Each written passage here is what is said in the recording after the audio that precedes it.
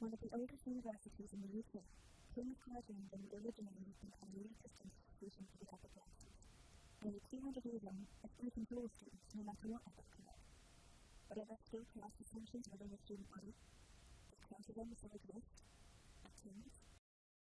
Recently, Oxfam did a bit of research, and by next year, the top 1% in the world will own 50% of the world's wealth. When you look at the working class under that lens, they really are an oppressed group. Liberation History Months are very common things across student unions, but no one really represents working class students, which is problematic for me. I'd like to put that on the agenda nationally. I think that's something NUS should be doing, really. Quite a lot of people would say now that the class system doesn't exist anymore, and that we have more, it's just the middle class and the upper classes and the working class has been abolished. But I think the people who say that are the people who aren't, yeah. What do you see as well? Sort of unequal opportunities for members of different classes. You could say there's a hierarchy, like actually different classes. It can be a personal thing, so it can be if you're chatting to someone and they make an assumption based on your class.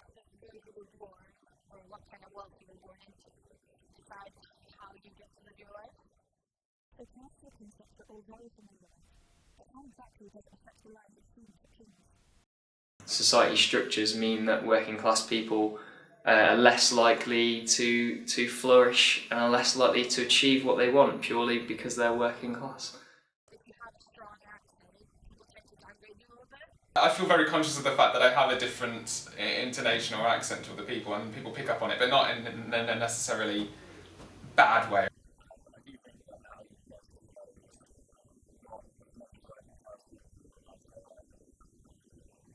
It's where you live, but also what you wear. And like if you have all Primark clothes, some people know this and be like, oh yeah, you're wearing on Primark. And if you live in certain areas, it's very where you live. I have a friend who their first seminar they went to at King's said to someone that their name was Nick, and the reply was that sounds like a builder's name, I'm going to call you Nicholas.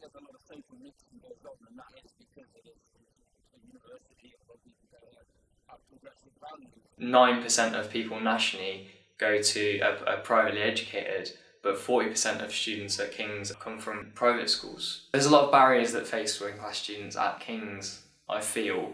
I don't think it's purely King's thing though, it's all institutions in my opinion. I came from the States. I haven't felt in any way looked down upon. I've never experienced anything overtly horrible done towards people of different classes. London, along with most universities, Brexit is very inclusive, but it seems total classism still protected. This is typically the case with minority groups. So working class students are standout minority at King's.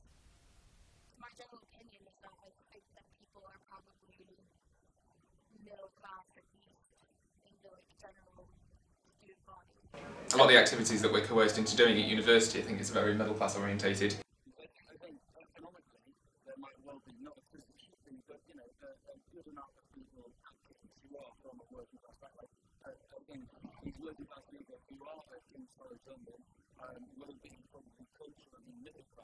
Overall, most people probably are middle class. I mean, they're probably not, but as you say, like the whole culture thing, people are culturally of a certain, orientation.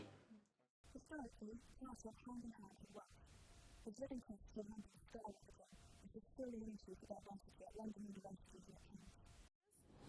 Personally, I'd say there's much more examples in London of extreme wealth and extreme poverty than where I grew up, definitely.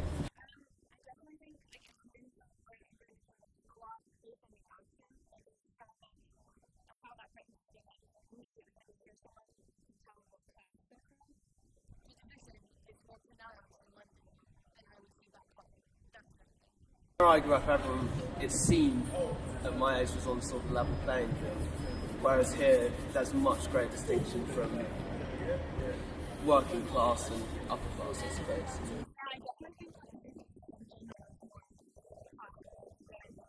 Do you think it's anything necessarily to do with how rich someone is? I think you can feel. Yeah. Had classism done to you, or however you say that. Yeah, I know a lot of people. Without any knowledge of how rich someone is. I guess sometimes, you can be middle class and sometimes struggle for money.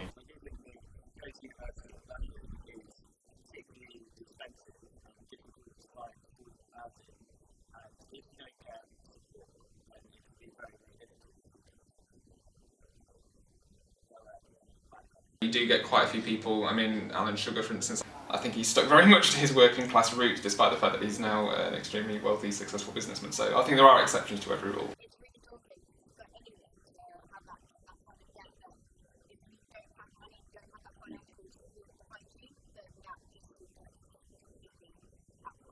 People going through widening participation programs and they're talented enough to come to King's, but they can't come to King's because the accommodation is too expensive. KCLSU's been doing a lot around NHS funded students. For example, if you're a medic in your final year, you receive a massive drop in funding, and if you're a working class student, how on earth do you cover that gap?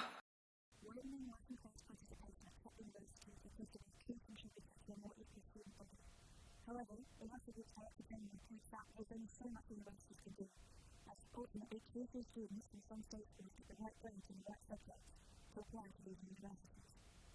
What does King's do to combat this?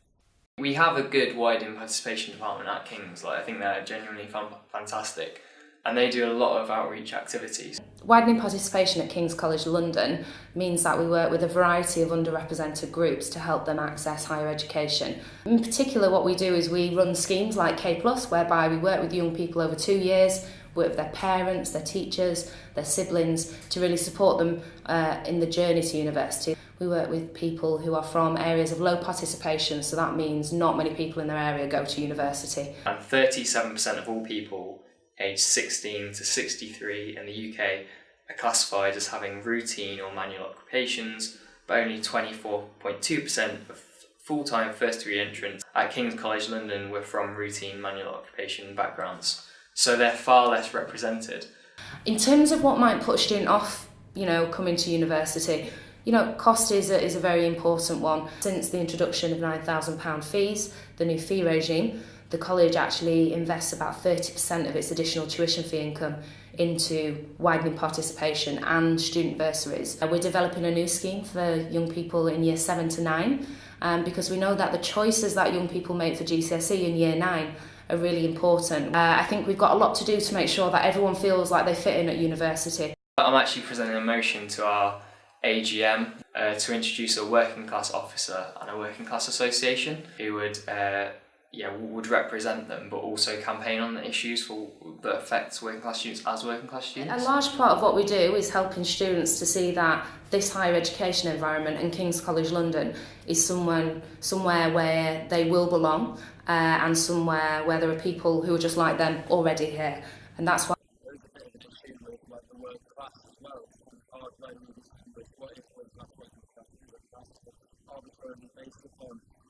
How much tax you pay, or how much income you earn, or is it something that's cultural and it's deeper than something that's basic as how much you earn, I guess?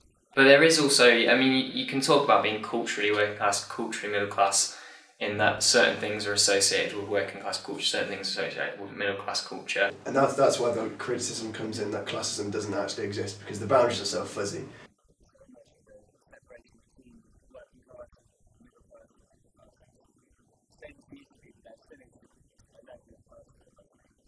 I can't see it changing, if I'm honest. Yeah. The only way you're going to get that cultural change is if you get more working class people in the universities. I'd probably fit into a working class band, but I live a middle class lifestyle.